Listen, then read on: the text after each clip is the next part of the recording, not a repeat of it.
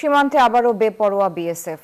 এ নিয়ে আরো খবর জানবো। জানাতে লালমনিরহাট সীমান্ত থেকে যুক্ত হচ্ছেন সহকর্মী রবিউল হাসান। রবিউল, সীমান্তে এখন কেমন পরিস্থিতি বিরাজ করছে এবং সীমান্তের মানুষজন কতটা আতঙ্কে আছে, কি বলছেন তারা, জানাবেন আপডেট।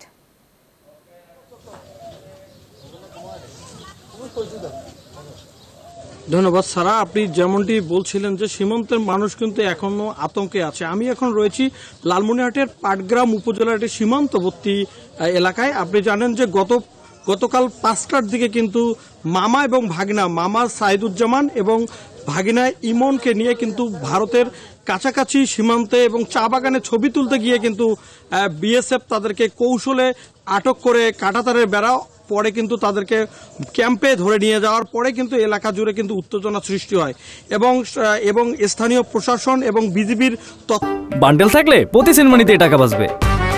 বিকাশ সেনমানি বান্ডেল কিনে জিতুন প্রতি লেনদেনে। তৎপরতায় এবং কোম্পানি পর্যায়ে বৈঠকের পর কিন্তু গত রাত দুইটায় কিন্তু বুড়িমারি স্থলবন্দর দিয়ে ওই দুই বাংলাদেশি যুবককে কিন্তু বিজিবির কাছে হস্তান্তর করে। এ নিয়ে কিন্তু সীমান্তবর্তী এলাকায় কিন্তু আতঙ্ক বিরাজ করছে এবং আপনার হচ্ছে যে যারা সীমান্তবর্তী যে কৃষকদের কাজ করতে যাবে সেখানে কিন্তু অনেক আতঙ্কের মধ্যে তারা যাচ্ছে এবং তারা 2 থেকে 3 জনের একটি দল সে কাজ করতে যাচ্ছে। অনেকেই আতঙ্ক। আমি একজন সীমান্তবর্তী একজন বাসিন্দার সাথে কথা বলবো। আপনি তো সীমান্ত এলাকার বাসিন্দা, আপনার এলাকা কি অবস্থা?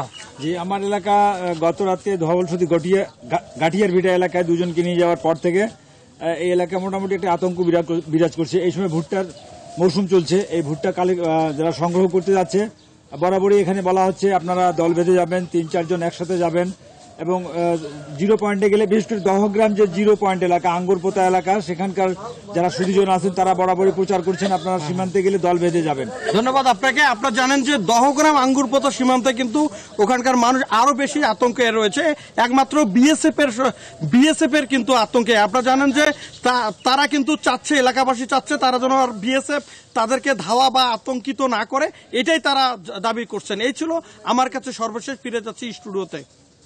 ধন্যবাদ রবিউল।